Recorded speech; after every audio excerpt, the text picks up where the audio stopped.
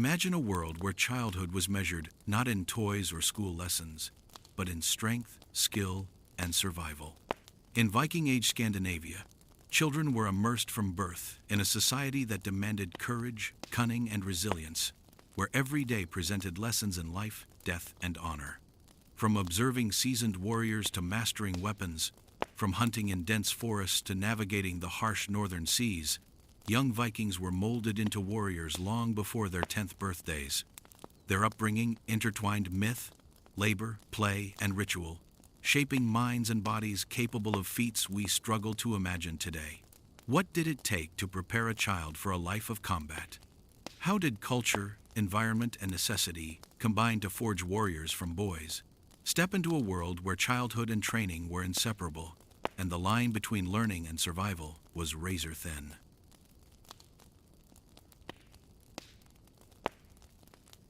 The daily life of Viking children in Scandinavia, roughly 800 to 1050 CE, was shaped by a combination of survival, skill acquisition, and early preparation for adult responsibilities, particularly those associated with warrior culture. Archaeological evidence from farmsteads in Trondheim, Hedeby, Gotland, and Borg shows that children were integrated into household and communal tasks almost immediately. Toddlers and preschool-aged children were observed assisting in basic chores, such as gathering firewood, carrying water from wells, tending livestock, and helping with food preparation, activities that were crucial for household survival. These daily tasks also served as early training in endurance, coordination, problem-solving, and responsibility, forming the foundation for skills later required in combat or leadership. Historical sources, including saga literature like Eagle's Saga and Laxdala Saga, and legal codes such as the Gulathing Law and Frostathing Law, indicate that children were expected to gradually take on more complex duties, reinforcing social hierarchy, obedience, and practical competence. Childhood in Viking society generally lasted until around age 12 and was considered a transitional stage of gradual skill acquisition. Boys learned woodworking, animal husbandry, metalworking, navigation, and basic raiding tactics, while girls were instructed in textile production, food preservation, dairy management, and household organization. Excavated artifacts, including miniature iron knives, small axes, rudimentary slings, and practice bows, demonstrate that children were encouraged to handle tools from a very young age. These items were functional instruments for learning dexterity, coordination, and strength, rather than mere toys, and helped familiarize children with implements that would later serve as weapons or tools of labor. Several graves of Viking children, including finds at Birka, Osberg, and Gamla Uppsala, contain small tools and weapons, indicating that skill training was integrated with cultural notions of identity and status from early life. Observational learning was central to Norse upbringing. Boys commonly shadowed fathers, uncles, and older male relatives during hunts, animal management, and other outdoor tasks, gradually internalizing strategies for tracking, environmental awareness, and tactical thinking. Girls similarly observed and assisted with domestic, agricultural, and communal activities, progressively assuming responsibilities that were essential to household and community survival. This constant exposure to adult labor and social interaction allowed Viking children to develop practical knowledge, problem-solving abilities, and situational awareness from a young age, cultivating skills that were critical in both civilian and martial contexts. Structured play also played a critical role in childhood development. Excavations at Borg, Hedeby, and Lofoten reveal play areas, small fortifications, and miniature practice weapons, suggesting games that mirrored adult activities, including mock skirmishes, cooperative construction, and competitive contests. These play-based activities encourage teamwork, spatial reasoning, endurance, and strategic thinking while fostering social bonds and reinforcing group hierarchy. Children used play to explore physical limits safely and to simulate real-life challenges they would encounter during hunts or raids. Viking childhood was closely linked to environmental cycles. Seasonal variations in daylight, weather, and resource availability dictated the rhythm of daily life. Archaeological and ethnographic evidence shows that children actively participated in seasonal tasks, from harvesting grain and collecting firewood to assisting in fish preservation and preparing winter provisions. These seasonal responsibilities not only taught practical skills, but also instilled resilience, patience, and an understanding of the natural rhythms of Norse life. Education extended beyond physical skills.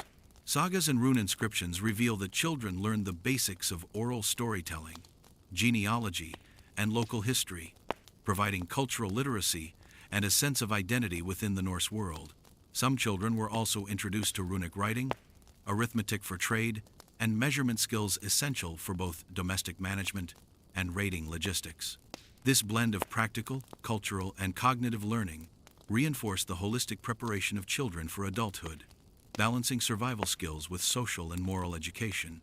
By integrating domestic labor, observational learning, structured play, seasonal adaptation, and early intellectual development, Viking society ensured that children were fully engaged in preparing for adult responsibilities.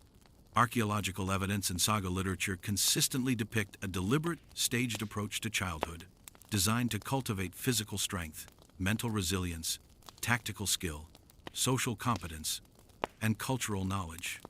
By age 10, many Viking children had already acquired foundational abilities in survival, teamwork, tool handling, and social navigation, forming the earliest stages of training that would later prepare them for raids, combat, and essential societal roles.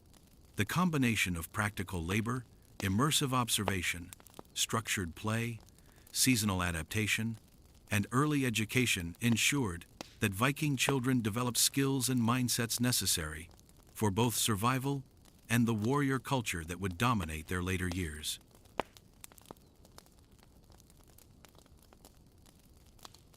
In Viking society, birth was considered a pivotal moment, not only for the family, but also for the community, as each child represented the continuation of lineage, honor, and social responsibilities. Archaeological evidence from burial mounds, such as those at Osberg and Borø in Norway, alongside literary sources like the sagas of Icelanders, emphasizes that the circumstances of birth and the early signs surrounding it were interpreted as indicators of future character and potential. Norse communities often place strong cultural weight on omens and signs observed during and shortly after delivery, as these were thought to foreshadow the child's destiny, particularly regarding their capacity for bravery, leadership, and martial skill. Midwives played a critical role in the birth process and in the interpretation of early signs. Historical sources, including references in the Havamal and saga literature, describe midwives not only assisting with delivery, but also noting physical characteristics, first movements, and behavioral tendencies immediately after birth. For instance, a strong, vigorous cry at birth or the early ability to grip objects was frequently interpreted as evidence of vitality and future resilience. Conversely, signs of weakness or irregularities were sometimes read as warnings, prompting families to emphasize specific training, nutrition, or protective rituals. Archaeological findings, including specialized birthing tools and grave goods associated with infants, suggest that families invested considerable attention in both the physical and spiritual well-being of the newborn. The Viking worldview emphasized the role of fate, known as word or earther, which intertwined with daily life and early childhood. Norse cosmology posited that the Norns, supernatural beings controlling destiny, would weave each individual's fate from birth. Families, therefore, often performed rituals to secure favorable outcomes, including offerings at sacred sites, prayers, and symbolic gestures. Excavated altars and household shrines across Scandinavia, particularly in Hedeby and Gamla Uppsala, provide physical evidence of these practices. Offerings could include miniature weapons, carved figures, or food items, intended to attract divine protection and support the child's future abilities, particularly in martial or leadership capacities. Naming rituals also carried profound significance. A child's name was more than a label. It was a declaration of identity, social ties, and anticipated traits. Sagas such as Egil's saga recount naming ceremonies where elders and family members debated potential names, often referencing heroic ancestors, gods, or qualities such as strength, courage, or wisdom. Archaeological evidence, including rune-inscribed artifacts and grave markers, shows that names were intentionally chosen to signal lineage, social role, or expected contribution to the community. In many cases, children named after legendary warriors or gods were believed to inherit aspects of their character or fate, creating a psychological framework for early social and martial development. Physical omens were complemented by symbolic practices. Some families observed the position of the moon, seasonal timing, or specific animal behaviors immediately following birth. For example, a birth coinciding with the first full moon of the harvest season might be interpreted as a sign of resourcefulness and endurance, while a child born during harsh winter conditions could be considered inherently resilient. These interpretations influenced how families approached early training, allocation of chores, and exposure to physical challenges, with an eye toward shaping both character and skill from infancy.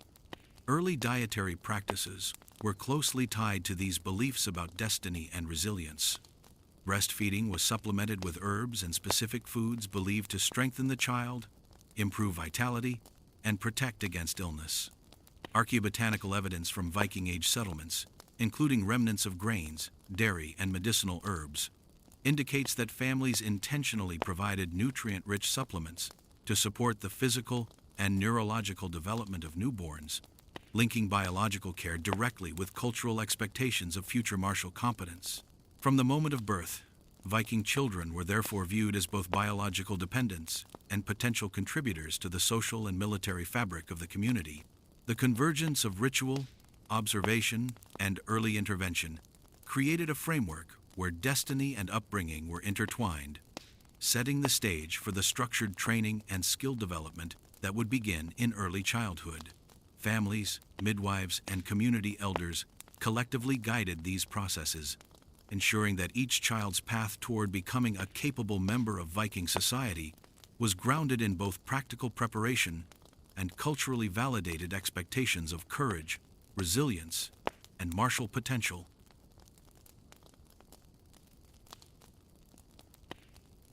In Viking society, children were immersed from birth in a world of observable skills, behaviors, and social norms, where learning occurred primarily through watching and mimicking adults, rather than through formal instruction. Ethnographic studies of pre-industrial societies and archaeological evidence from Norse settlements, including Birka in Sweden and Hedeby in Denmark, indicate that children spent most of their day in close proximity to their parents, siblings, and other community members, observing tasks ranging from farming and weaving to weapon handling and boat maintenance. The physical layout of Viking longhouses, often organized with central hearths and open communal spaces, allowed children to remain within visual and auditory range of adult activities throughout the day, facilitating continuous exposure to practical skills and social behaviors.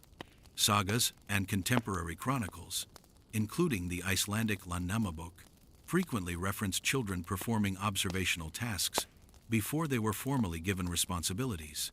Boys would watch their fathers forge and sharpen tools, handle weapons, and practice combat techniques, while girls observed household management, textile production, and preparation of preserved foods.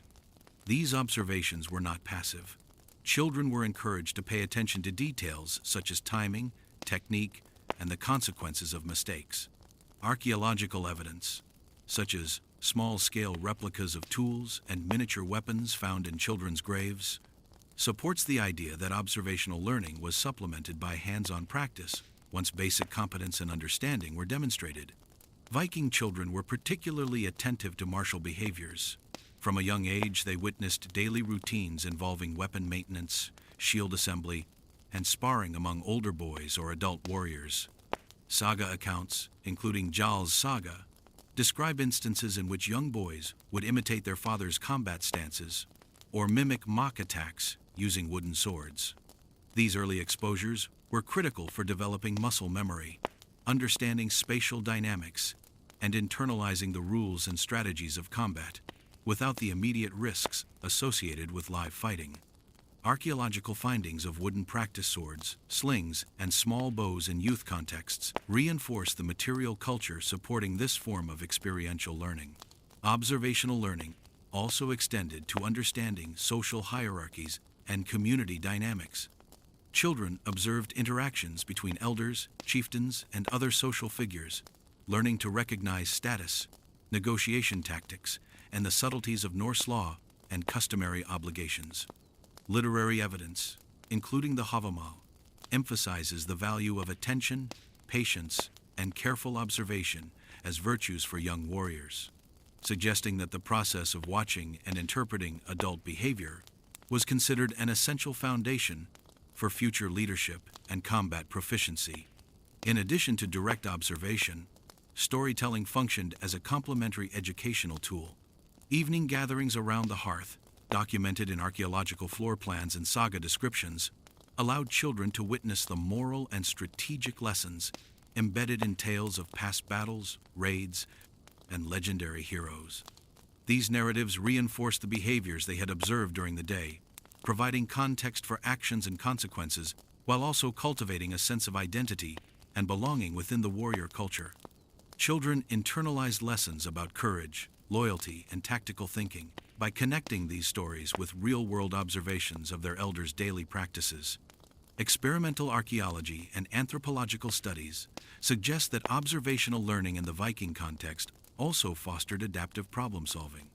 By watching adults confront unexpected challenges, whether repairing a damaged boat, navigating storms, or responding to intercommunal disputes, children gained an intuitive understanding of decision-making under stress. This early exposure to complex social and physical problems contributed to the development of cognitive resilience, situational awareness, and tactical thinking, which were essential for survival and success in Viking society. Finally, observational learning extended to physical conditioning and the management of fear. Children witnessed adult responses to threats, the disciplined handling of weapons, and controlled exposure to dangerous environments such as rivers, forests, and coastal cliffs. By internalizing these models, they gradually developed confidence, coordination, and the ability to regulate emotional responses to risk, forming a foundational skill set that would be applied to hunting, raiding, and warfare in later childhood. Through constant exposure to adult behaviors, community rituals, and practical problem-solving, Viking children absorbed a wide array of skills without formalized lessons, creating a seamless transition from observation to practice. The integration of physical, social, and moral learning through observation laid the groundwork for later stages of training, ensuring that by the time children reached their pre-adolescent years, they had already internalized the behaviors and decision-making processes expected of a Norse warrior.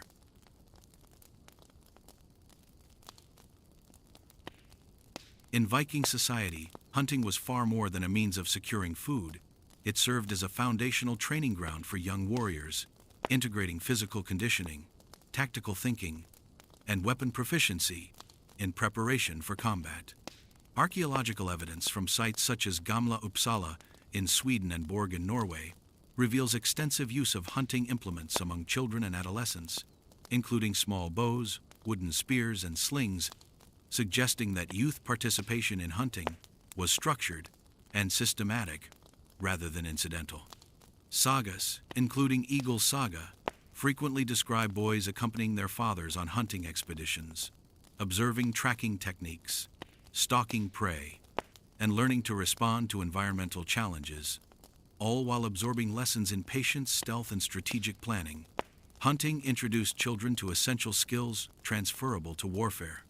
The ability to move silently through forests, assess wind direction, and conceal one's presence was directly applicable to ambush tactics used in raiding parties or village defense.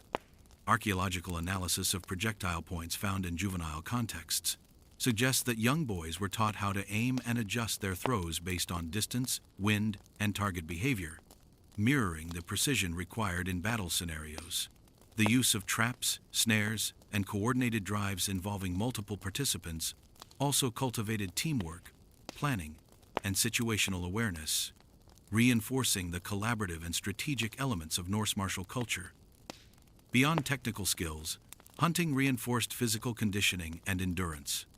Children engaged in long treks across varied terrain, carrying game, and climbing or wading through obstacles, gradually building the strength and stamina required for combat. Experimental archaeology studies simulating Viking hunting practices estimate that a day-long hunting excursion could expend between 2,500 and 3,500 calories, depending on terrain and game type, demonstrating the intense physical demands placed on young trainees. These expeditions often lasted from early morning until dusk, mirroring the natural rhythm of adult work, and embedding a pattern of exertion and rest that supported both physical development and discipline. Hunting also offered early exposure to risk management and fear regulation. Encounters with wild animals, unstable terrain, and unpredictable weather provided children with opportunities to observe adult responses and to practice maintaining composure under stress. Sagas recount examples in which boys had to track dangerous prey, such as wild boar or elk, alongside elders who modeled calm, deliberate action. This process fostered both confidence and situational judgment, key psychological skills that would later be applied to raiding, skirmishes, and battlefield encounters. Nutritional education was another component of hunting expeditions. Children learned to identify edible plants, assess game quality, and process meat and hides for storage or use in household crafts. This knowledge was essential not only for survival, but also for understanding logistical aspects of provisioning in raids and long-term campaigns. Archaeological evidence from middens near Hedeby and Rebay indicates that preserved meat, dried fish, and smoked game were staple foods, reflecting both the practical outcomes of hunting and the cultural emphasis on preparation and resource management. Hunting also reinforced social hierarchies and mentorship structures. Boys learned under the direct guidance of fathers, uncles, or older warriors, observing proper techniques, receiving corrections, and internalizing behavioral norms. Observing elders rewarded attentive behavior and skill mastery, and successful participation in hunts conferred recognition among peers. Saga accounts describe instances where young hunters earned small tokens or public acknowledgement for their contributions, integrating early lessons in reputation and honor, which were crucial in the warrior ethos of Viking society. Seasonal variation shaped hunting practices and corresponding combat training. During winter months, when daylight was limited and agricultural work reduced, hunting expeditions focused on small game and indoor skills, such as preparing snares, sharpening tools, and strategic observation. Summer hunts allowed for long-range tracking of larger animals, incorporating extensive navigation, endurance, and tactical execution.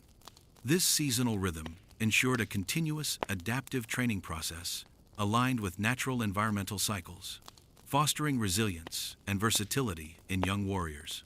Ultimately, hunting in the Viking world functioned as a multi-layered training system. Children absorbed physical, technical, tactical, and psychological skills through direct participation, observation, and incremental responsibility. The combination of endurance, skill mastery, and situational awareness developed during hunting expeditions laid the foundation for later stages of combat preparation, providing an early but critical introduction to the disciplines of Norse martial culture, all before formal weapons training or battlefield exposure.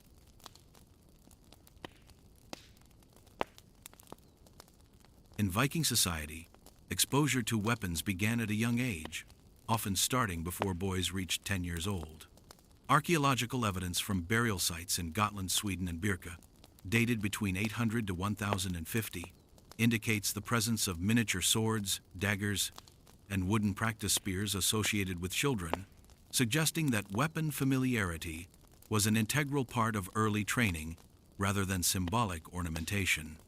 Sagas, including Laxdala Saga and Njals Saga, describe boys observing their fathers and older siblings handling swords, axes, and spears during daily life, festivals, and raids, absorbing both technique and respect for the tools of combat. This early exposure ensured that by adolescence, Viking children possessed not only familiarity, but also foundational competence in the use of weapons. The introduction of weapons typically followed a gradual, structured approach. Wooden replicas or blunt training versions allowed children to develop grip, stance, and coordination without immediate risk of injury. Experimental archaeology studies, such as those conducted at the Viking-age Center in Denmark, demonstrate that children as young as 6 could practice thrusting, slashing, and blocking movements with scaled-down wooden swords under adult supervision. This incremental skill development mirrored modern martial training methods, emphasizing repetition, muscle memory, and safe exposure to progressively challenging tasks. Beyond technical skill, early weapon training instilled discipline and an understanding of responsibility. Children were taught that weapons were not toys, but extensions of personal and familial honor, and improper use could result in injury or social censure. Saga narratives frequently reference young boys being corrected for careless handling of axes or bows, reflecting a cultural emphasis on respect, precision, and attentiveness. Archaeological evidence from household sites, including storage racks and wall mounts, suggests that children's practice weapons were often stored alongside adult tools, reinforcing the idea of continuity between play, training, and eventual martial service. Learning to use weapons also involved early instruction in strategy and situational awareness. Sagas describe scenarios in which children practiced aiming with spears or throwing stones at moving targets, developing judgment about distance, timing, and trajectory. Such exercises provided a cognitive complement to physical training, cultivating tactical thinking that would later translate into battlefield decision-making. Observing adults during raids and hunts further reinforced these lessons, as children witnessed firsthand how precise strikes, coordinated maneuvers, and quick adaptation could determine the outcome of confrontations. Cultural storytelling reinforced the moral and social dimensions of weapon use. Myths and heroic narratives often depicted legendary warriors wielding swords, axes, and spears with skill and restraint, illustrating the integration of ethical judgment with martial prowess. Children absorbed these lessons through oral recitation, memorization, and participation in ritualized reenactments. Archaeological findings of carved wooden figures and miniature weapons, particularly in Scandinavian settlement sites, such as Hedeby and Kaupang, suggest that symbolic play was intertwined with practical training, bridging imagination and skill acquisition. Physical conditioning accompanied early weapon practice. Swinging wooden swords, lifting small shields, and balancing with practice axes improved upper body strength, coordination, and endurance. Long-term exposure to these activities, especially when combined with hunting, rowing, and agricultural labor, created a cumulative effect. Children gradually developed the muscular and cardiovascular conditioning necessary for combat, without the need for formalized gyms or structured exercise programs. Seasonal adjustments to training also occurred, with indoor practice during winter months emphasizing precision, footwork, and defensive maneuvers, while summer sessions allowed more dynamic, outdoor exercises, sometimes combined with hunting or mock combat. The social context of weapon training was equally important. Children rarely practiced in isolation. They were observed, guided, and occasionally tested by fathers, uncles, and older siblings. Recognition for skill, measured by accuracy, endurance, and responsiveness, created early incentives for mastery and reinforced the competitive spirit essential to Viking warrior culture. Saga references to young boys earning respect by demonstrating competence in throwing axes or parrying strikes illustrate the social dimensions of early martial training.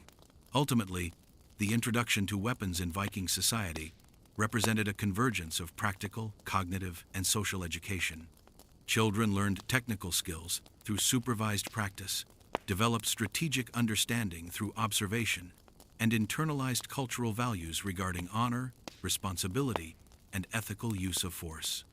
This early structured exposure laid the groundwork for advanced combat training, ensuring that by adolescence, Viking youth were equipped not only with the skills, but also the mindset necessary to participate effectively in raiding, defense, and community protection, creating a continuum from childhood play to martial proficiency.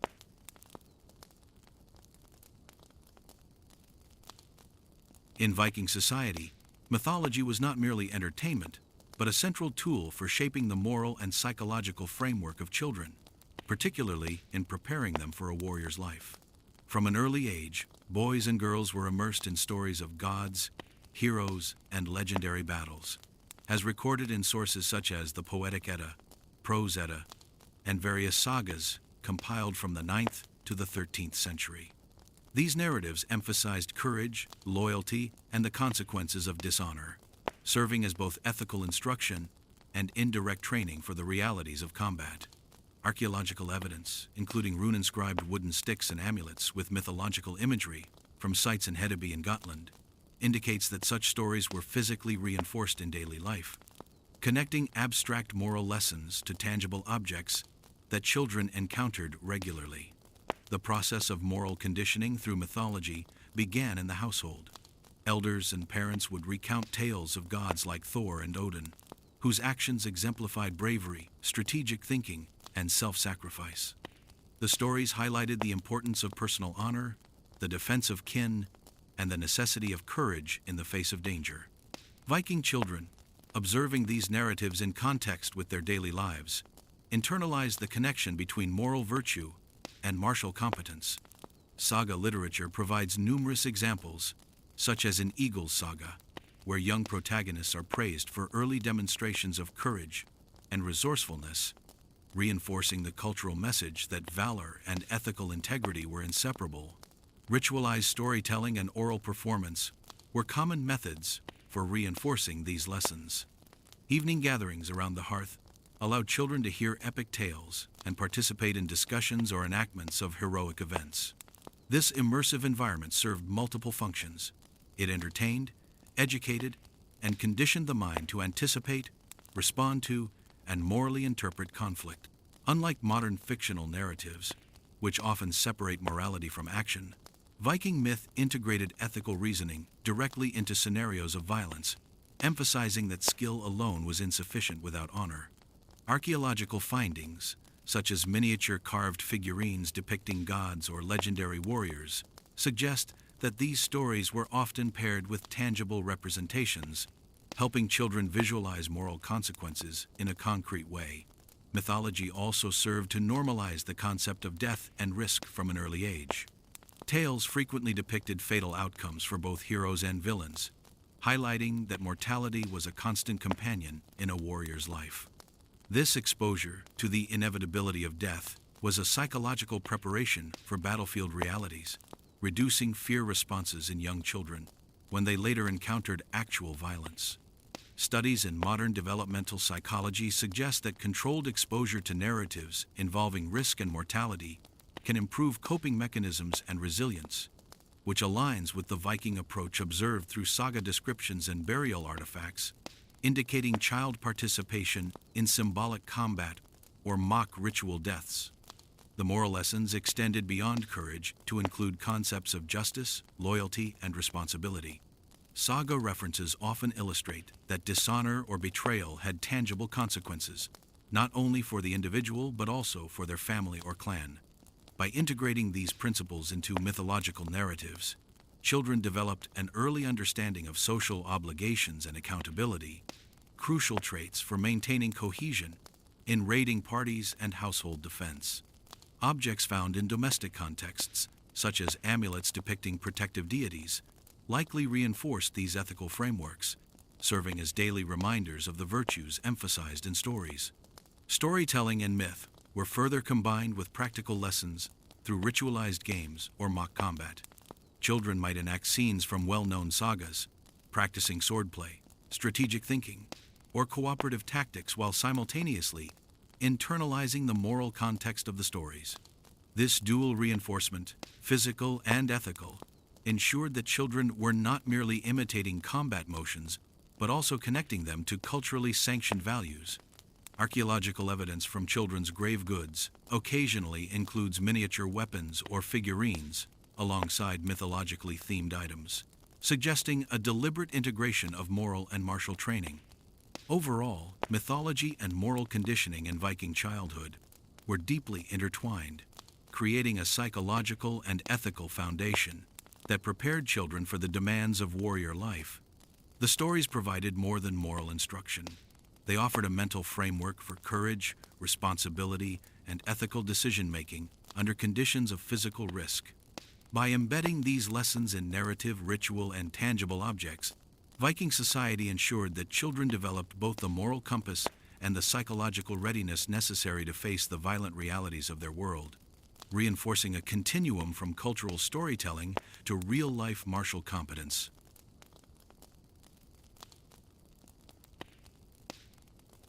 Physical conditioning was a central element of Viking childhood, integrated seamlessly into both play and labor from an early age. Archaeological evidence from settlements in regions such as Hedeby, Trondheim, and Birka suggests that children were active participants in daily tasks, often performing scaled-down versions of adult work that developed strength, endurance, and coordination. Skeletal analysis of Viking-age remains shows robust musculoskeletal development in children, with pronounced muscle attachment sites indicating repeated physical exertion even before adolescence. This evidence aligns with written accounts from sagas, which describe young children helping in farm work, hauling firewood, or assisting in boat maintenance, demonstrating that functional labor served as a natural form of resistance training and contributed to long-term physical resilience. Play was another avenue for physical development, often with direct relevance to future martial skills. Archaeologists have uncovered miniature weapons, wooden shields, and simple bows and arrows in domestic contexts, indicating that children engaged in mock combat games under adult supervision. These activities were not purely recreational, but served as early training for hand-eye coordination, agility, and tactical thinking. Observing the intensity of these games, which could last for hours around the longhouse yard, suggests a structured but flexible approach to physical skill building. Saga literature, such as in Njal's saga, references children sparring with sticks or participating in hunting-themed games, reinforcing the idea that play was designed to simulate adult activities in a controlled and safe manner. Labor-intensive tasks also contributed to aerobic conditioning. Seasonal agricultural work, including grain harvesting, plowing, and livestock management, required sustained physical activity, exposing children to natural movement patterns that strengthened both cardiovascular capacity and overall stamina. For example, isotope analysis of skeletal remains from rural farmsteads in Norway indicates that children's diets were sufficiently protein-rich to support muscular development, suggesting that their exertion levels were matched with adequate nutritional resources. These activities were performed outdoors in all weather conditions, providing consistent exposure to natural light, which modern chronobiology confirms is essential for regulating circadian rhythms, sleep, and overall health, reinforcing both endurance and mental alertness from an early age. In addition to building strength and endurance, labor and play reinforce discipline and practical skills. Children learn to handle tools safely, to navigate uneven terrain, and to collaborate with peers and adults, skills essential for both daily survival and future combat readiness. Experimental archaeology projects recreating Viking-era farming tasks demonstrate that even seemingly simple chores, such as hauling sacks of grain or moving timber, require precise coordination and repetitive effort, producing the kind of functional conditioning that modern strength training studies find most effective for holistic development. Children also develop resilience through exposure to environmental stressors, such as cold, rain, and rough terrain, fostering both mental and physical toughness necessary for survival. Play often involved competitive elements that honed not only physical skills, but also cognitive and social abilities. Group games imitating raiding or hunting scenarios required participants to anticipate opponents' movements, adapt strategies on the fly, and work collaboratively, echoing the teamwork skills required in adult raiding parties. The archaeological discovery of small-scale wooden figurines and carved tokens from sites like Gotland suggests that some games may have incorporated strategic planning or role-playing elements, providing mental stimulation alongside physical conditioning, while also instilling early lessons in leadership, hierarchy, and decision-making. The Viking approach to childhood conditioning blurred the lines between work, play, and skill acquisition, creating a continuous, immersive training environment. Unlike modern children, who often have structured exercise sessions separate from daily life, Viking children gained functional strength and endurance through integrated activities that had direct relevance to survival and future martial responsibilities. This combination of labor and play ensured that by the time a child reached the age of 10, they had developed a solid physical foundation, alongside coordination, resilience, and tactical awareness, preparing them for more specialized combat training. In sum, Viking childhood physical conditioning was deliberate, consistent, and deeply embedded in daily life. The integration of labor, play, and practical skill building created a system where children naturally developed the physical and cognitive attributes necessary for warrior readiness. Skeletal, isotopic, and archaeological evidence supports the idea that this approach produced young Norse individuals who were exceptionally capable in both endurance and strength, setting the stage for the specialized martial training that would follow in later years. By combining work, play, and environmental exposure, Viking children underwent a comprehensive conditioning program that modern research confirms would maximize functional fitness, resilience, and adaptability in both routine life and combat scenarios.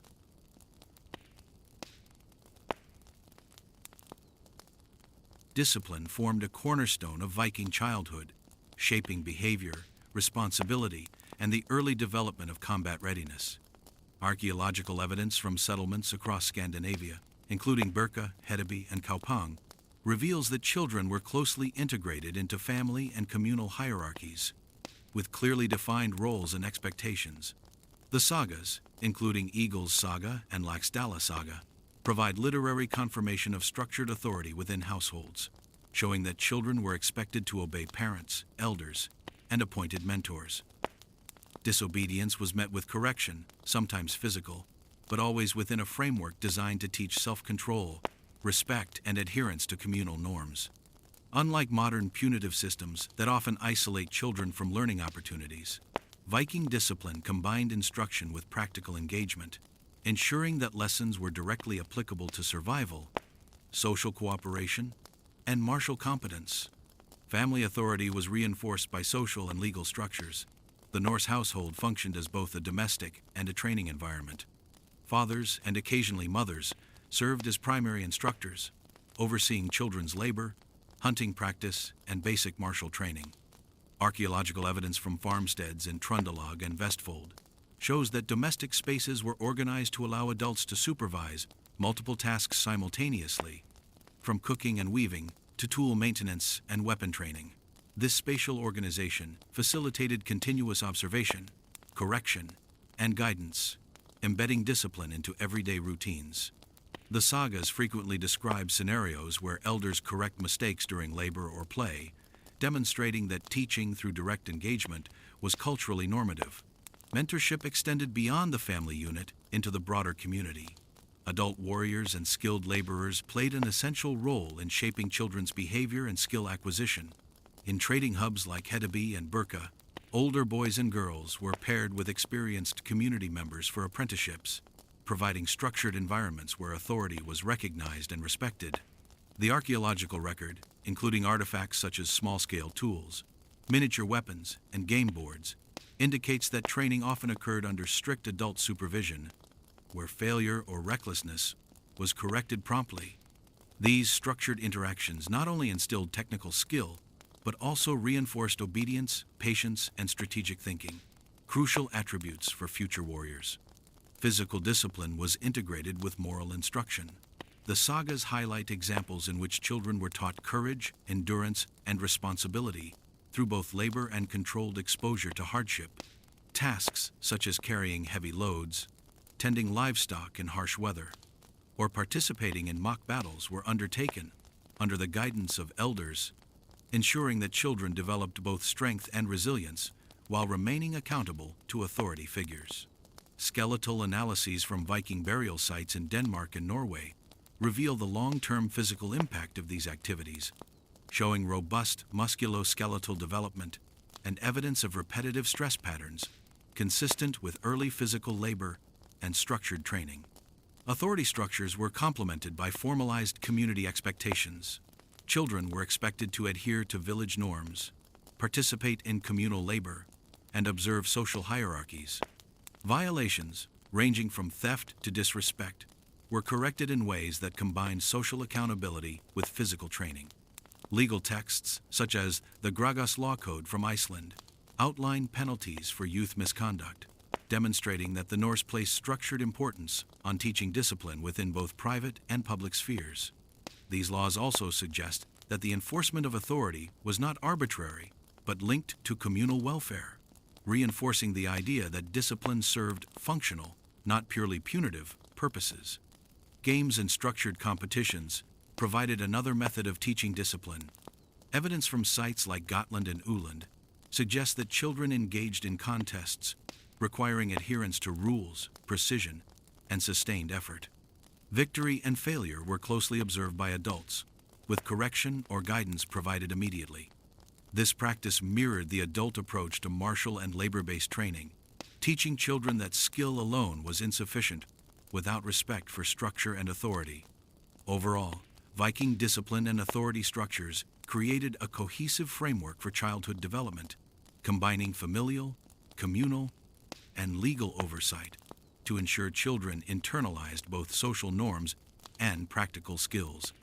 By embedding discipline into labor, play, and apprenticeship, Viking children developed obedience, responsibility, and resilience simultaneously.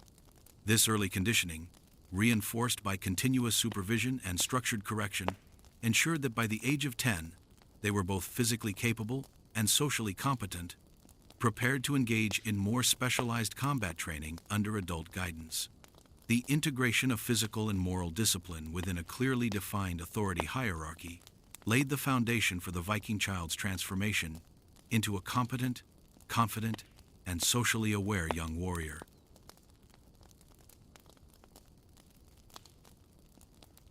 Group hunts represented a crucial stage in the training of Viking children, combining practical skill development with lessons in teamwork, communication, and strategic thinking.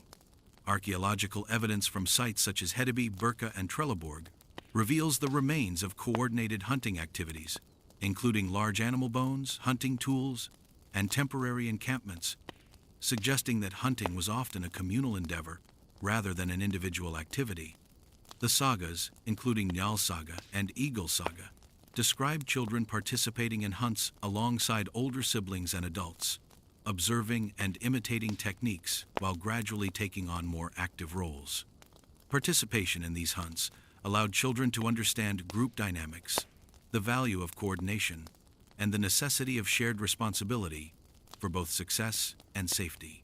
Children were introduced gradually to group hunting, starting with observational roles. Youngsters would accompany experienced hunters, often assigned tasks like tracking game, carrying equipment, or scouting for signs of animals. By closely observing older participants, children learned how to read terrain, interpret animal behavior, and anticipate environmental hazards. Archaeological analysis of animal remains from Viking-age settlements in upland Sweden indicates that children were present in hunts targeting deer, boar, and smaller game, suggesting that they were gradually trusted with responsibilities as they demonstrated understanding and competence. Early involvement allowed children to internalize hunting strategies and to appreciate the importance of timing, patience, and cooperation, essential qualities for later martial endeavors. As children gained experience, they were integrated more actively into the hunt. Records from Hedeby show the use of nets, spears, and bows during group hunts, suggesting structured roles within the party. Older children might be responsible for driving game toward waiting hunters, while younger participants assisted with logistical support. Archaeological finds of small-scale weapons and hunting tools corroborate these practices, showing that children were provided with appropriately sized equipment to ensure both safety and effective skill development. This gradual escalation of responsibility reinforced discipline, encouraged problem-solving, and allowed children to experience the consequences of success and failure in a controlled setting. Strategic thinking was a core component of group hunting. The sagas frequently describe coordinated drives, ambushes, and diversionary tactics, indicating that children were exposed to complex planning processes from an early age. Learning to anticipate the movements of both prey and fellow hunters cultivated cognitive flexibility and situational awareness. Evidence from northern Norway, including hunting pits and organized trackways, suggests that children were taught to follow established plans, adjust to unexpected developments, and maintain communication with the group. These experiences mirrored the tactical challenges of warfare. providing an early foundation for understanding coordination, leadership, and adaptive strategy.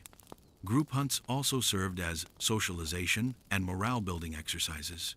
Children learned the importance of collaboration and mutual support within their peer group and the broader community.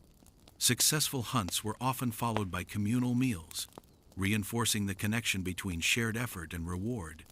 Residue analysis from Viking cooking vessels indicates that game meat was distributed across households, and the sagas describe rituals of sharing food from a successful hunt, highlighting the social and ethical dimensions of teamwork. These practices reinforce trust, loyalty, and respect among participants, essential qualities for integration into future raiding parties and military operations. Furthermore, group hunts provided opportunities to develop resilience and manage stress. Harsh weather conditions, challenging terrain, and unpredictable animal behavior exposed children to controlled risk, allowing them to practice patience, emotional regulation, and perseverance. Sagas such as Laxdala Saga describe young participants encountering minor injuries or setbacks, learning to recover quickly under adult supervision. Archaeological examination of skeletal remains from sites like Birka shows evidence of minor fractures and musculoskeletal adaptation consistent with outdoor, high-intensity activities, suggesting that children were physically conditioned through repeated exposure to challenging environments. By the age of 10, Viking children who participated in group hunts had acquired a combination of physical capability, strategic insight, and social understanding. They learned how to communicate effectively under pressure, follow and execute plans, and adjust to changing circumstances while maintaining group cohesion. These lessons directly informed their later combat training, ensuring that young warriors were prepared to function within cohesive raiding units, capable of coordinated maneuvers and responsive action. The integration of teamwork, strategy, and shared responsibility during group hunts was thus a vital stepping stone in transforming children into competent members of Viking society, bridging the gap between early observational learning and formal weapon training.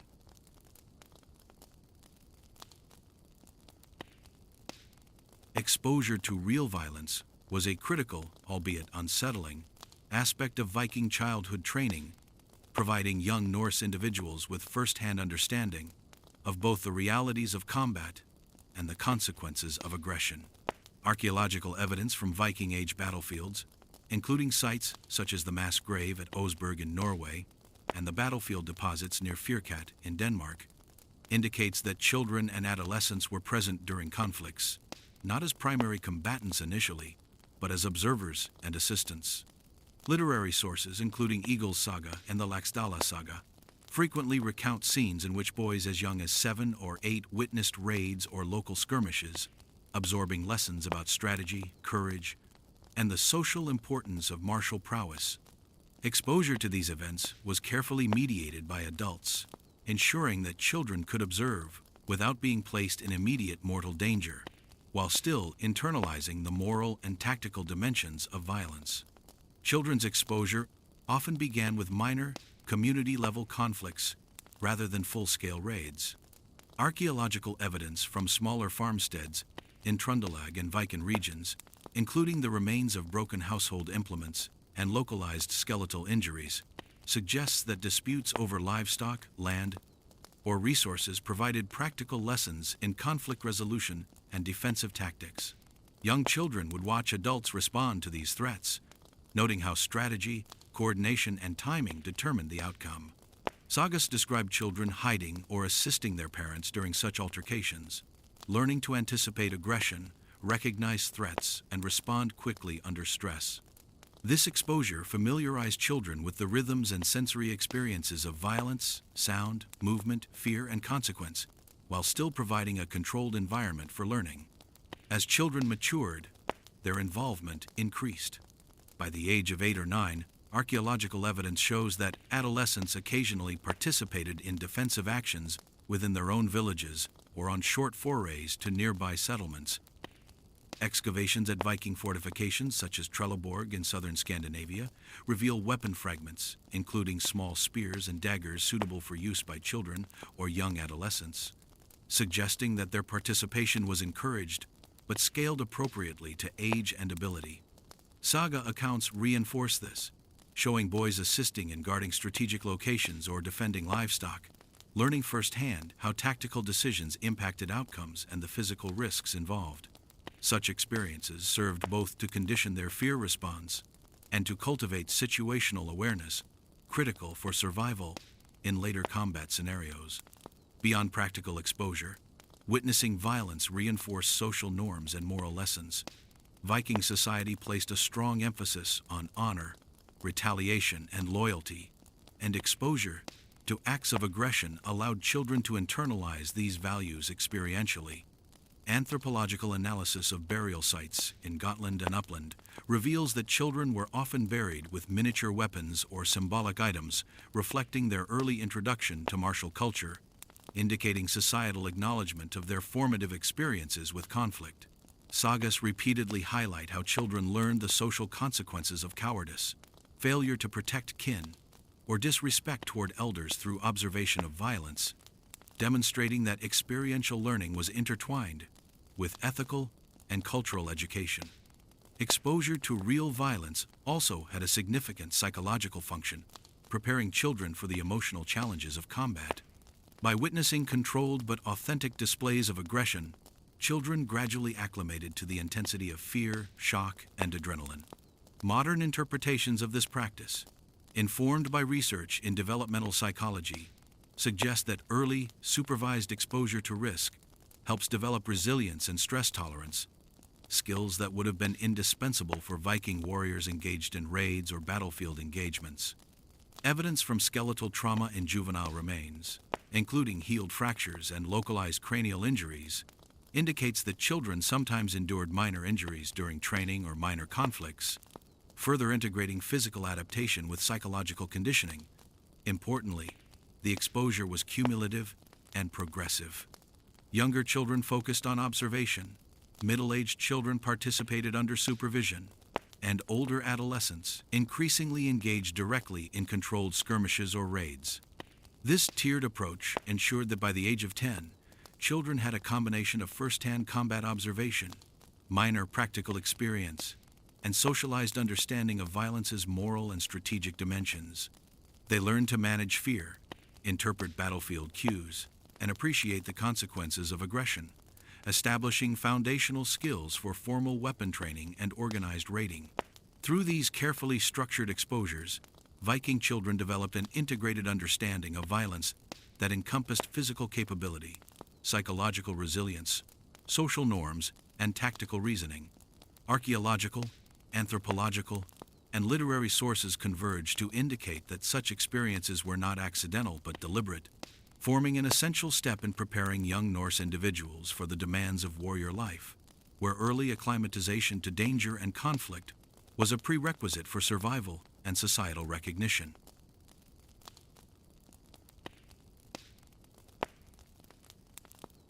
Mentorship by adult warriors was a cornerstone of Viking childhood training, providing structured guidance, practical knowledge, and cultural indoctrination that could not be acquired through observation alone. Archaeological evidence from Viking-age settlements, such as Hedeby in northern Germany and Birka in Sweden, including weapon fragments, household tools, and personal adornments, suggests that young boys were closely integrated into the daily routines of experienced warriors, learning through both participation and instruction. Sagas, including Grettir's Saga and the Laxdala Saga, frequently emphasize the importance of mentorship, portraying young protagonists as apprenticed to seasoned fighters who instructed them in combat, survival, and the ethical codes governing violence and honor.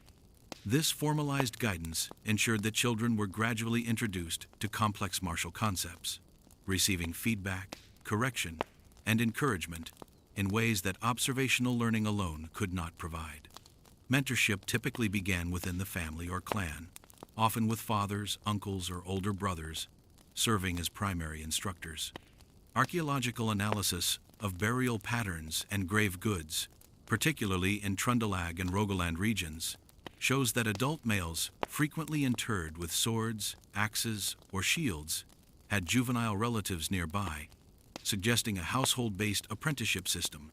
Children learned not only how to wield weapons, but also the practical integration of martial skills into daily life, including agricultural labor, hunting, and defensive drills, all of which reinforced physical conditioning while providing context for future combat scenarios. Mentors emphasized incremental learning, starting with basic techniques for handling spears, knives, and shields, before progressing to more complex maneuvers and tactical thinking as the child matured. Mentors also played a critical role in transmitting cultural knowledge and warrior ethos. Sagas and Eddic poetry reveal that adult warriors instructed their apprentices on the social rules of conflict, including honor, loyalty, revenge, and the ethical boundaries of violence. For example, young boys were taught when to fight, when to negotiate, and how to interpret gestures or threats from both allies and enemies. Archaeological evidence from fortified settlements, such as Trelleborg, suggests that drills and exercises were often conducted under the supervision of older warriors, blending practical skill building with lessons in leadership, teamwork, and decision-making. These structured exercises help children internalize norms governing behavior in both private disputes and organized raids, ensuring that their physical abilities were matched by social intelligence and cultural understanding. Mentorship extended beyond skill acquisition to psychological conditioning. Experienced warriors served as models for managing fear, stress, and situational awareness, providing guidance on maintaining composure in high-pressure situations. Historical accounts, including references in Eagle's saga, illustrate mentors instructing apprentices in controlled exposure to stressful circumstances, such as observing or participating in minor skirmishes, handling weapons under time pressure, or performing guard duties at strategic points within a settlement. This supervised exposure facilitated the development of resilience, emotional regulation, and quick decision-making, qualities essential for survival in the unpredictable environments of Viking raids and battles. Mentorship was often a communal process as well, with groups of young boys apprenticed under a single warrior or a small cohort of experienced fighters. This arrangement fostered peer learning, cooperation, and competition, while allowing mentors to monitor multiple apprentices simultaneously. Excavations at Viking-age longhouses in Gotland and Uppland indicate spaces likely used for martial instruction, with evidence of wooden practice weapons, targets, and defensive structures. Sagas describe group exercises in which mentors assigned specific roles, created mock scenarios, and corrected mistakes, emphasizing precision, timing, and tactical awareness while reinforcing social bonds within the group. Mentorship also reinforced moral and spiritual education, with warriors teaching apprentices the cultural significance of oaths, protective amulets, and ritual practices connected to battle readiness. Archaeological finds of talismans, runestones, and carved symbols in proximity to training spaces suggest that spiritual instruction was integrated with practical training, embedding ethical and supernatural considerations into the apprentice's understanding of combat. This combination of technical skill, psychological conditioning, and moral education ensured that by the age of 10, apprentices were not only competent in weapon handling, but also culturally and emotionally prepared for the responsibilities of raiding and defense. Through sustained, structured mentorship, Viking children acquired a holistic martial education that fused practical skill, psychological resilience, social intelligence, and cultural knowledge. The integration of hands-on instruction with observational learning, guided practice, and ethical indoctrination created a comprehensive preparation system, ensuring that young Norse warriors could transition from childhood into fully participating members of their martial society with confidence and competence. Archaeological, literary, and anthropological evidence consistently points to the deliberate, systematic, and highly structured nature of these mentorship practices, highlighting their centrality in shaping Viking warrior culture.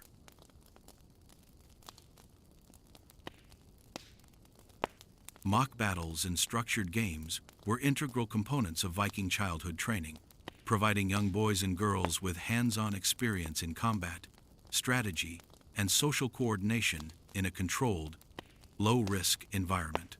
Archaeological evidence from sites such as Birka in Sweden and Hedeby in northern Germany includes wooden weapons, miniature shields, and practice swords, indicating that children regularly engaged in supervised simulations of combat.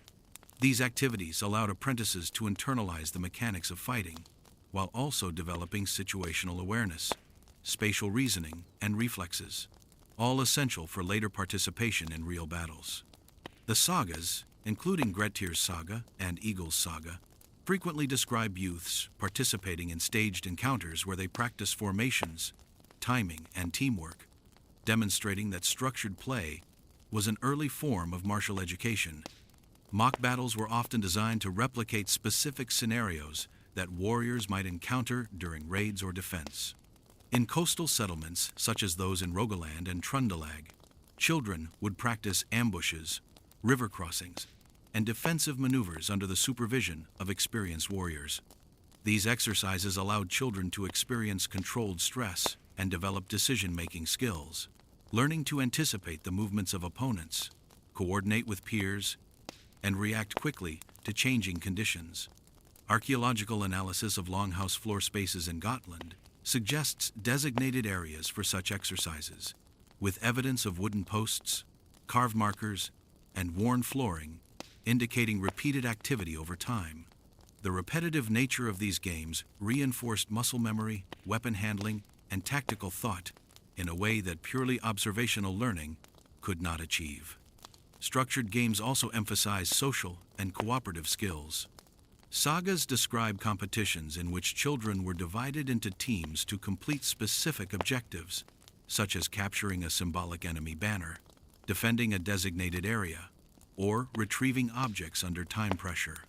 These games encouraged collaboration, leadership, and trust, ensuring that children learned to rely on one another while simultaneously developing individual skills.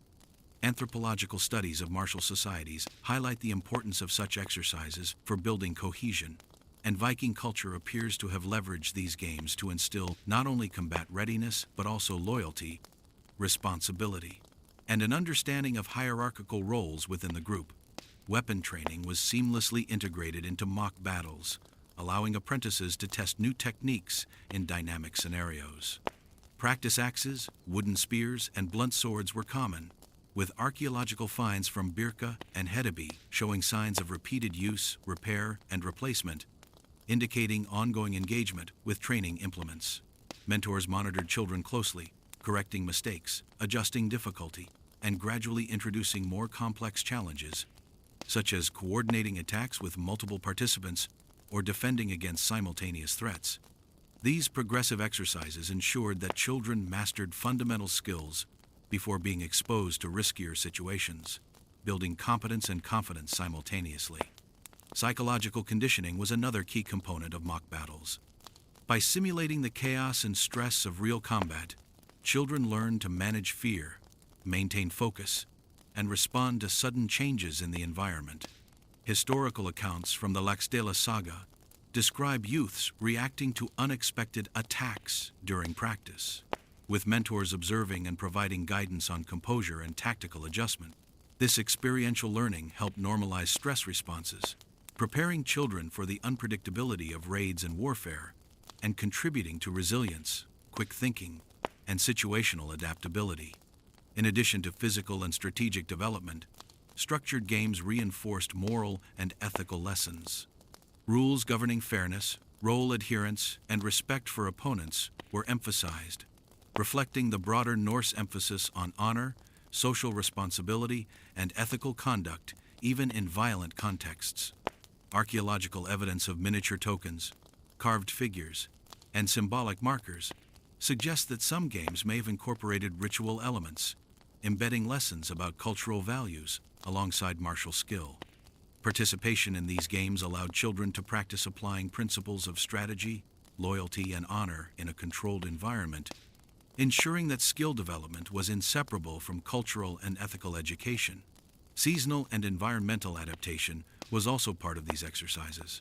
Mock battles were conducted outdoors in a variety of conditions, including winter snow, spring thaw, and summer sunlight, requiring children to adjust tactics and physical performance to different terrains and weather conditions.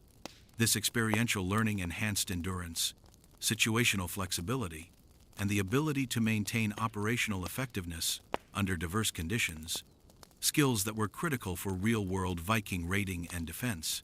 Through repeated engagement in mock battles and structured games, Viking children developed a comprehensive set of physical, cognitive, and social skills that formed the foundation of their martial education. These activities combined practical training, psychological conditioning, ethical instruction, and environmental adaptation, ensuring that young warriors could transition into fully capable participants in Viking military life. Archaeological, literary, and anthropological evidence together underscores the centrality of these exercises in Viking childhood, illustrating that skill, strategy, and social cohesion were cultivated from a remarkably young age.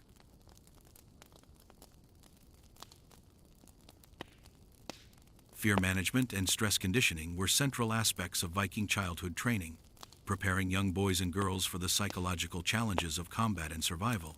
Archaeological evidence and saga accounts indicate that children were gradually exposed to controlled situations designed to elicit fear, teaching them how to respond effectively rather than react impulsively. In coastal settlements like Trondheim and coastal Jutland, children participated in exercises that simulated ambushes, sudden noises, and mock raids, often under the supervision of experienced warriors. These scenarios allowed apprentices to experience heightened stress levels in a safe environment, fostering mental resilience that would later be critical during real raids or defensive battles. The sagas, including Heimskringla and the Saga of the Volsungs, contain numerous examples of youths being tested in their reactions to frightening situations, suggesting that early exposure to controlled fear was culturally endorsed and systematically implemented. One method involved nocturnal exercises, conducted around longhouses or in forested areas near settlements, where children were tasked with navigating obstacles or retrieving objects in near darkness, while encountering startling elements such as shouting mentors, sudden movements, or loud animal noises. Archaeological evidence from Hedeby includes remnants of temporary fencing, stakes, and carved markers that may have been used to structure these exercises, indicating that controlled stress induction was carefully designed and repeated over time. These experiences help children learn to regulate physiological responses such as heart rate, breathing, and muscle tension, creating a foundation for composure under pressure. Contemporary research on stress inoculation supports the effectiveness of gradual exposure, suggesting that these Viking practices allowed children to build adaptive coping strategies long before encountering actual life-threatening events. Fire and smoke were occasionally used in controlled drills to simulate battlefield conditions, teaching children to maintain focus and coordinate movements despite discomfort or sensory distraction. Archaeological analysis of Viking hearths and cooking areas, along with references in sagas, shows that these exercises could be integrated into everyday environments, combining practical survival skills with psychological conditioning. By facing simulated danger in familiar settings, children could develop situational awareness and a capacity to process fear cognitively, internalizing lessons about courage, risk assessment, and appropriate response. These early experiences reduced the likelihood of panic during real threats and enhanced decision-making under duress. Mentorship played a crucial role in fear management training. Experienced warriors observed children closely during stress-inducing exercises, providing immediate feedback, guidance, and reassurance. Mentors helped children interpret fear as a signal rather than a hindrance, reinforcing the principle that courage was not the absence of fear, but the ability to act despite it. Saga accounts, such as those in Eagle's Saga, describe elders deliberately exposing youths to challenges, while emphasizing reflection and learning afterward, creating a structured cycle of exposure, feedback, and adjustment. This combination of experiential learning and adult guidance ensured that fear management was both practical and psychologically integrated. Controlled encounters with animals also contributed to stress conditioning. Archaeological and literary evidence indicates that children were involved in managing livestock, hunting small game, or interacting with domesticated animals in ways that encouraged alertness and rapid response. For example, historical accounts from Icelandic settlements describe children participating in early morning sheep herding while navigating uneven terrain and avoiding sudden animal movements, experiences that fostered quick reflexes, situational vigilance, and adaptive responses to stress. These lessons translated directly to combat readiness, as the ability to remain composed during unpredictable or threatening events was essential for survival on the battlefield. Group-based exercises further reinforced stress conditioning. Children participated in team challenges where failure or mistakes could result in minor simulated consequences, such as temporary exclusion from the activity or additional physical tasks. These controlled pressures taught accountability, peer cooperation, and emotional regulation, ensuring that young warriors could manage both individual fear and collective stress simultaneously. Sagas describe competitions in which children had to complete physically demanding tasks under time constraints, requiring focus, coordination, and emotional control, all of which contributed to the development of resilience. Environmental variability was another critical element. Exercises were conducted in varying weather conditions, including snow, rain, and strong winds, which exposed children to additional layers of unpredictability. This helped normalize discomfort and taught them to maintain performance under physically and psychologically challenging conditions. By integrating environmental, social, and sensory stressors, Viking childhood training created a comprehensive program for fear management and stress adaptation, preparing youths for the complex realities of raiding, defense, and survival in Scandinavia during the Viking Age.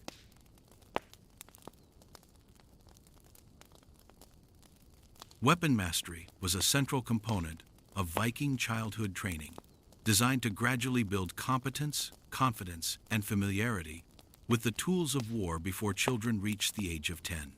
Archaeological evidence from sites such as Birka in Sweden and Hedeby in northern Germany shows that toy weapons, small practice axes, miniature swords, and blunt wooden spears were common in children's play areas, suggesting an early introduction to weapon handling. Sagas, including the saga of the Yinglings and Laxdala saga, describe children observing and imitating adult combat techniques, then gradually participating in structured exercises under close supervision. This incremental approach ensured that young apprentices developed foundational skills in a safe environment before advancing to more realistic or potentially dangerous applications. Training began with simple drills to teach basic handling, grip, and stance. Wooden swords and shields were used extensively to practice swings, blocks, and thrusts without risk of serious injury. Archaeological findings at the Oseberg burial site indicate small shields carved for children, sometimes only 50 to 60 centimeters in diameter, alongside miniature spearheads and axes, showing that Norse families encouraged tactile engagement with weaponry from an early age. Mentors or older siblings supervised these exercises, correcting posture, refining techniques, and introducing the concept of controlled force. By using scaled-down equipment, children could develop coordination, strength, and precision appropriate for their size while building confidence in handling increasingly complex weapons. Once foundational skills were established, incremental challenges were introduced. These could involve timed dueling exercises, obstacle-based sparring, or target practice with straw dummies and hanging targets. Archaeological evidence from defensive ditches and training grounds near Jorvik, modern York, indicates that structured layouts were created for practice scenarios, providing spatial awareness, movement training, and simulated combat experience. Historical accounts suggest that these exercises emphasized both accuracy and endurance, gradually increasing in difficulty as the child's competence improved. This method mirrors contemporary principles of progressive skill acquisition, where incremental challenge prevents both boredom and injury while reinforcing mastery. By age 6 or 7, children often practiced with light metal weapons under close adult supervision.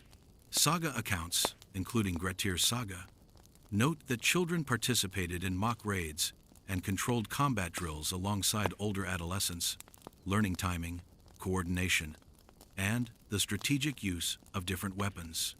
The transition from wooden to metal weapons was deliberate, ensuring that each child had sufficient dexterity, strength, and understanding of safety protocols before handling equipment capable of causing injury. Archaeological analysis of small-scale metal swords and knives found in juvenile graves supports this staged exposure. The mastery of multiple weapons was emphasized rather than specialization in a single arm. Children learned to wield axes, spears, short swords, and even bows and arrows, reflecting the practical versatility required for Viking raiding and self-defense. This broad-based approach also promoted problem-solving and adaptability, as children were trained to select the appropriate weapon for different situations.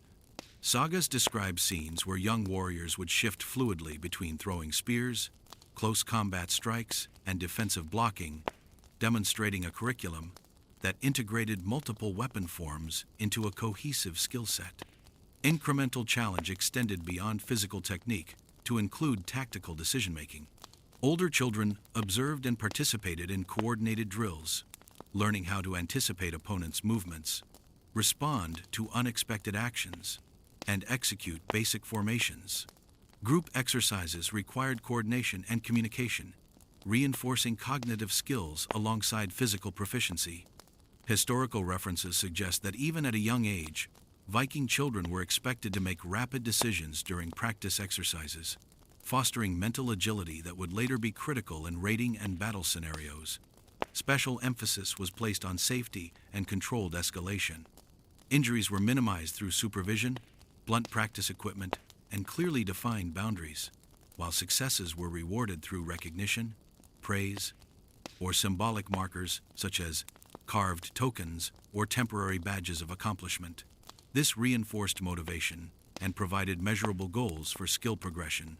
The combination of progressive exposure, varied weapon experience, and increasing challenge ensured that by the age of 10, Viking children possessed a foundational understanding of multiple weapons, basic tactics, and the confidence to engage in controlled combat scenarios. By linking physical skill development to incremental challenges and cognitive engagement, Viking youth were systematically prepared for the demands of raiding, hunting, and self-defense. The integration of observation, practice, mentorship, and structured escalation created a comprehensive framework that promoted both technical mastery and psychological readiness, laying the groundwork for a generation capable of performing effectively in high-stress combat environments.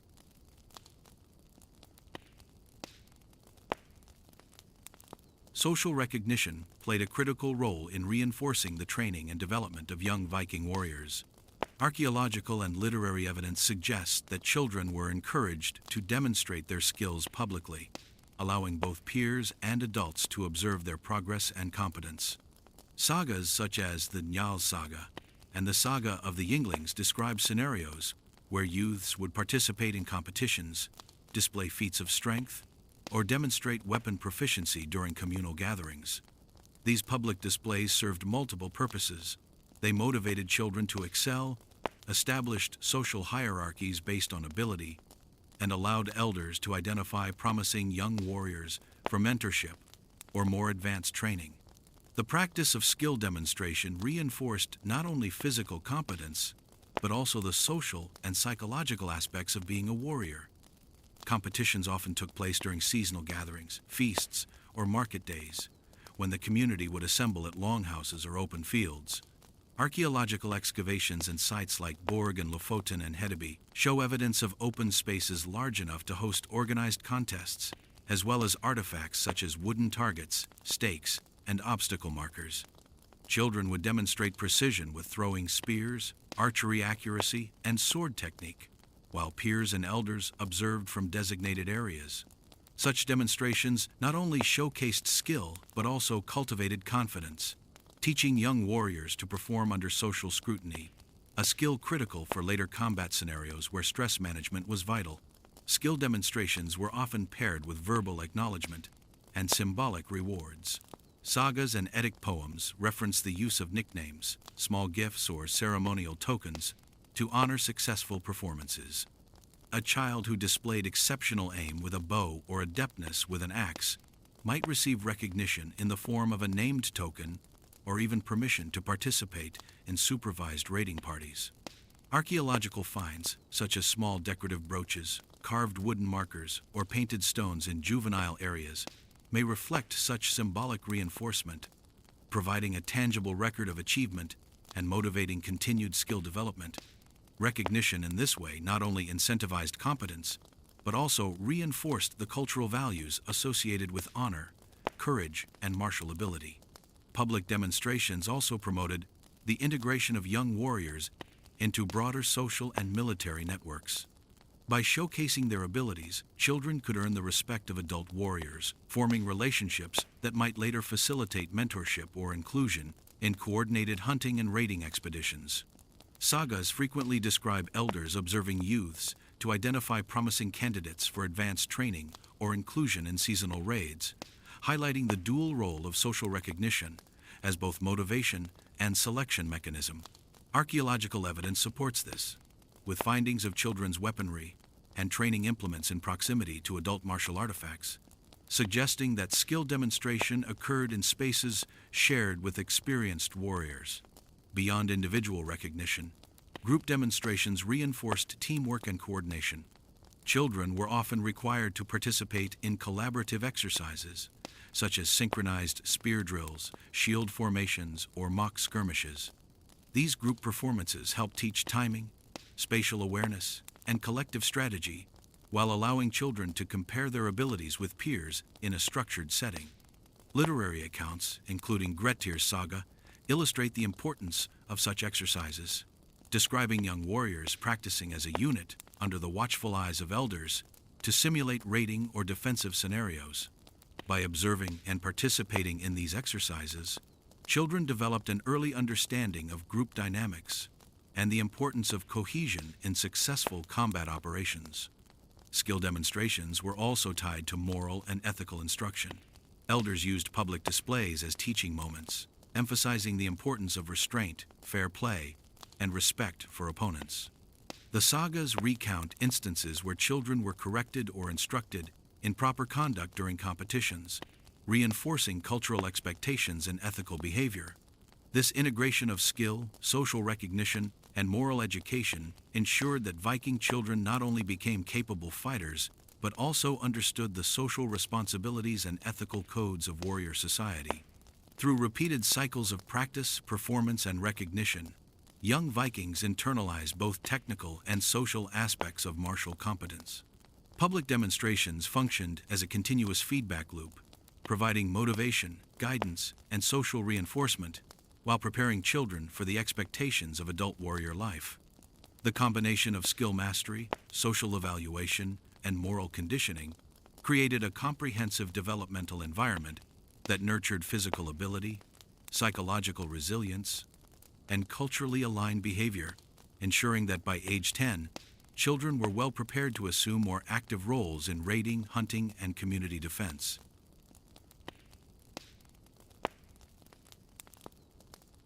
Rituals and formalized oaths were central to the development of Viking children into full-fledged members of the warrior culture, embedding both social expectation and personal identity at a young age.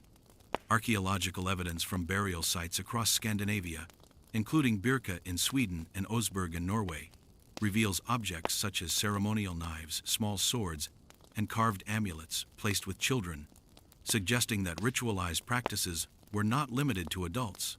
Literary sources, such as the Havamal and Ynglinga saga, describe oaths of loyalty, initiation rites, and symbolic gestures that bound individuals to their family, clan, and warrior community. These ceremonies reinforced collective identity, taught moral and martial values, and marked the transition from passive observation to active participation in martial life. Oaths often involved symbolic acts that emphasized courage, loyalty, and responsibility. Children might swear loyalty to their family chieftain, promise to defend kin, or commit to certain behavioral standards, often in the presence of elders or the broader community. Archaeological findings, such as inscribed rune stones and small ritual objects in domestic settings, support the prevalence of these acts within daily life rather than solely in public ceremonies. The verbal and performative nature of oaths instilled a sense of accountability and permanence. Breaking an oath was culturally significant and could damage a child's reputation, which was considered crucial in maintaining honor within the tightly knit Viking social structure. Participation in ritualized combat exercises was another element shaping warrior identity. Children engaged in mock ceremonies that mirrored adult practices, such as ceremonial weapon presentation, staged duels, and supervised sparring. The sagas record numerous instances in which young boys and girls were formally recognized for their participation in these exercises, receiving symbolic tokens or approval from elders. These structured rituals created a psychological bridge between play and real combat, reinforcing the internalization of warrior norms and the cultural significance of martial competence. Experimental archaeology and anthropological studies suggest that repeated exposure to ritualized scenarios help children associate specific behaviors with social approval and communal pride, facilitating the development of a martial identity from an early age. Religious and mythological frameworks also intersected with warrior identity. Children were taught stories of gods such as Odin, Thor, and Freya, whose exploits emphasized bravery, skill, and cunning in combat. Sacrificial rituals and offerings, sometimes performed collectively at seasonal festivals, reinforced the connection between divine favor and martial excellence. Archaeological evidence from sites like Gamla Uppsala includes ceremonial deposits of weapons and small figurines, highlighting the spiritual dimension of warrior training. By integrating these mythological narratives with tangible ritual practice, children learned that their martial efforts were both socially valued and cosmically significant, enhancing motivation and fostering a profound sense of purpose. Oaths and rituals were also employed to cultivate ethical frameworks within warrior identity. Elders emphasized honesty, fairness, and courage, using public observances and private instruction to enforce behavioral standards.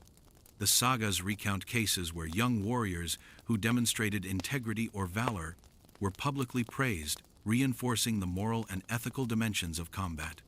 Conversely, failures in ceremonial performance or breaches of oath were met with corrective instruction, often in the form of storytelling, supervised tasks, or social reminders of community expectations. Archaeological findings of ritualized punishment or symbolic reparation, including token amends or ceremonial reprimands, indicate that behavioral reinforcement was embedded in tangible cultural practices. Beyond individual training, rituals and oaths strengthened group cohesion. Seasonal festivals, religious observances, and communal storytelling sessions provided repeated opportunities for children to practice reciting oaths, participating in ceremonial combat, and demonstrating loyalty in front of peers and elders. Such collective reinforcement fostered shared values and a sense of belonging, which scholars argue was essential for coordinated action in raiding, hunting, and defense. Publicly observed commitments allowed children to internalize both personal and collective responsibilities, creating the psychological and social foundation for effective teamwork in high-stress situations. By embedding rituals, oaths, and structured ceremonial practices into the daily and seasonal lives of children, Viking society ensured that warrior identity was cultivated systematically and early. These practices reinforced not only martial skill, but also ethical behavior, communal belonging, and psychological resilience. The integration of symbolic, social, and spiritual elements created a comprehensive developmental framework in which young Norse children internalized the values, expectations, and responsibilities of warriors well before reaching adolescence. Through these formalized processes, Viking children were gradually transformed into individuals capable of meeting the rigorous demands of combat, leadership, and social cohesion, setting the stage for their eventual participation in raids, defense, and community leadership.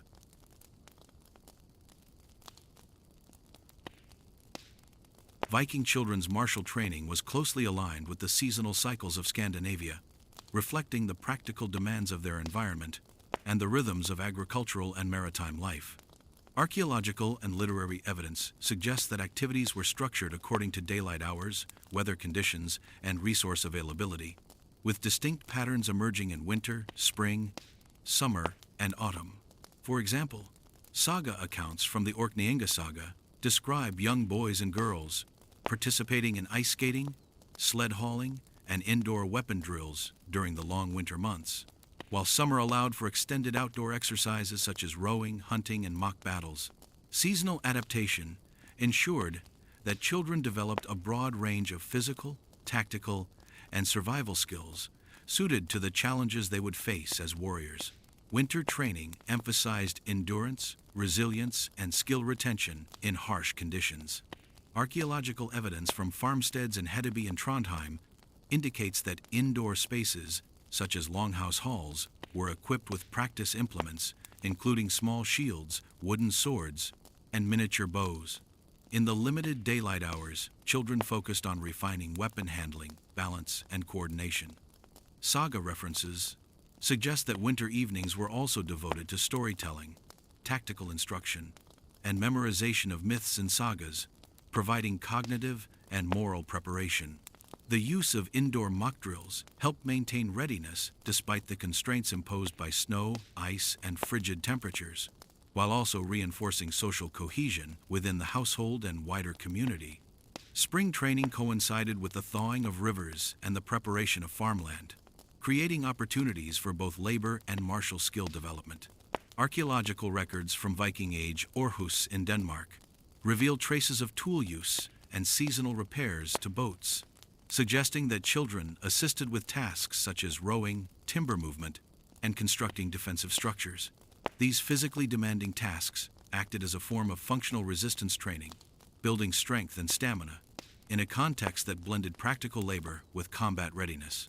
Oral sources indicate that elders used these tasks to teach strategy and teamwork, incorporating lessons on timing, coordination, and resource management. In addition, spring hunts introduced children to tracking and stalking prey in increasingly challenging terrain, linking survival skills directly to martial competence. Summer provided the longest periods of daylight, enabling extensive outdoor training and more complex tactical exercises.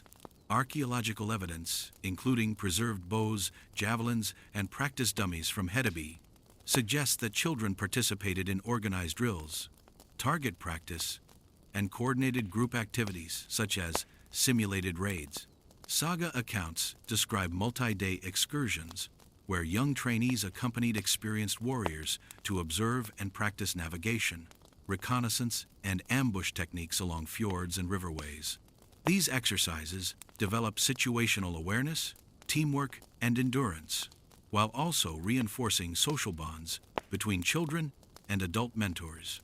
Summer was also the primary season for communal festivals, during which ritualized competitions and skill demonstrations offered additional incentives for excellence. Autumn training focused on harvesting, preparation for winter, and refining skills accumulated over the preceding months. Children were actively involved in gathering firewood, preserving food, and preparing animal hides and tools, activities that required coordination, patience, and attention to detail. These labor-intensive tasks built functional strength, while simultaneously teaching strategic planning and resource management. Mirroring the logistics of raiding campaigns, archaeological evidence from coastal Norwegian settlements, including remains of fish drying racks and grain storage pits, confirms that children's participation in food processing and construction projects was integral to the seasonal rhythm of life. Additionally, autumn marked the period for mock raids and controlled hunting exercises, allowing children to apply their accumulated skills in realistic scenarios under the supervision of adult warriors. Seasonal adaptation also extended to psychological resilience and environmental conditioning.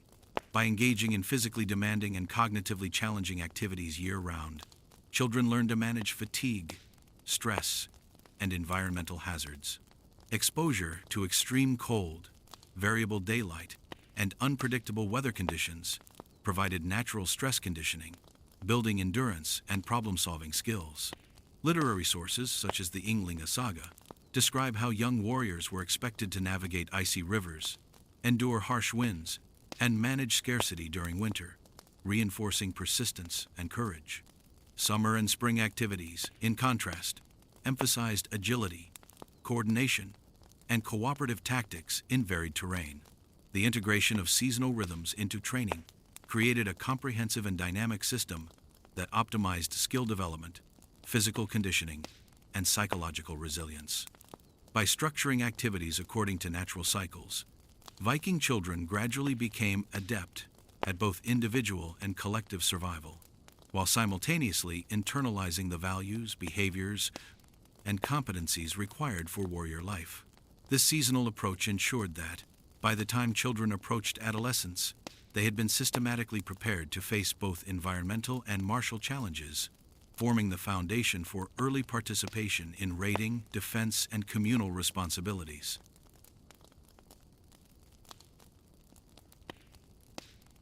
By the age of 9 or 10, many Viking children were expected to assume meaningful responsibilities within their households and communities, gradually transitioning from supervised training to active participation in work and martial activities.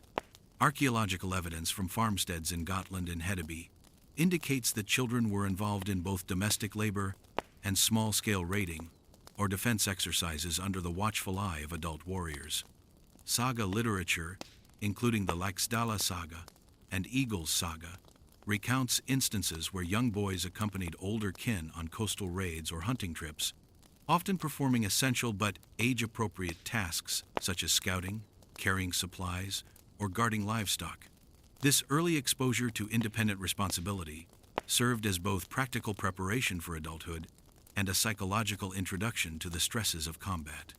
Household management played a critical role in fostering autonomy.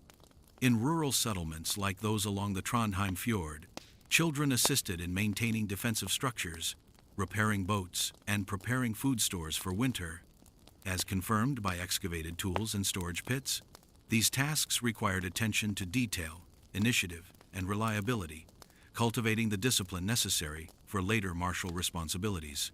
Saga accounts describe children being entrusted with small weapons, livestock management, and navigation tasks, reinforcing the link between competence in everyday duties and readiness for combat scenarios. The blending of labor, observation, and direct responsibility created a holistic training environment where skill and judgment were continuously tested. The earliest raids were often modest in scale but symbolically significant, marking the first practical application of years of preparation. Archaeological evidence from coastal Norwegian and Swedish settlements, including traces of raiding expeditions and recovered weapons, suggests that preteen children occasionally accompanied family members on short coastal forays. These expeditions typically involved scouting for targets, ferrying supplies, or providing auxiliary support rather than engaging directly in hand-to-hand combat. However, historical accounts indicate that even auxiliary roles exposed children to the realities of danger, reinforcing vigilance, courage, and tactical awareness. For example, the Laxdala Saga mentions a 10-year-old boy who observed the raiding party's strategies and participated in signaling and reconnaissance, acquiring essential experience that would later inform his actions in full-scale raids. Participation in early raids was closely tied to community structures and mentorship. Adult warriors assigned specific tasks suited to each child's skill level and maturity, gradually increasing responsibility as competence was demonstrated. Archaeological finds from Hedeby and Birka reveal that even young participants carried miniature weapons or practice tools, allowing them to engage in controlled combat scenarios while minimizing risk.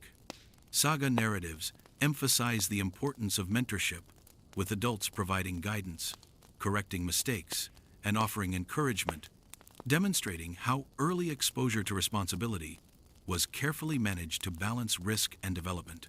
These early responsibilities also instilled a sense of accountability and moral understanding.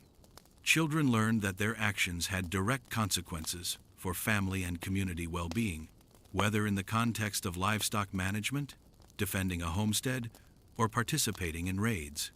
Saga references frequently highlight situations in which young warriors were praised for courage, foresight, or loyalty, reinforcing social norms and the ethical expectations of a Viking warrior. Archaeological evidence, such as the distribution of grave goods and burial positioning of adolescents, indicates that social recognition and symbolic reinforcement of early accomplishments were key elements in integrating children into warrior society. Physical exposure to raiding environments complemented the mental and moral conditioning already developed through daily labor and seasonal training. The sensory realities of coastal raids, boat handling, navigating shallow inlets, and responding to unexpected threats, enhanced situational awareness, decision-making under pressure, and resilience. Children learn to observe patterns of enemy movement, recognize environmental hazards, and manage fear in a structured but unpredictable setting. These experiences reinforce lessons from mock battles and structured games, providing a bridge between controlled training and genuine martial application. By the end of this stage, children who had successfully navigated early responsibilities and minor raids had internalized the foundational skills, attitudes, and behaviors expected of full-fledged warriors. Archaeological and literary evidence together show a systematic progression from observation to participation, from play and labor to practical combat exposure. These experiences not only shaped physical competence, but also cultivated psychological resilience, social understanding, and a sense of honor, core elements that define the Viking warrior identity.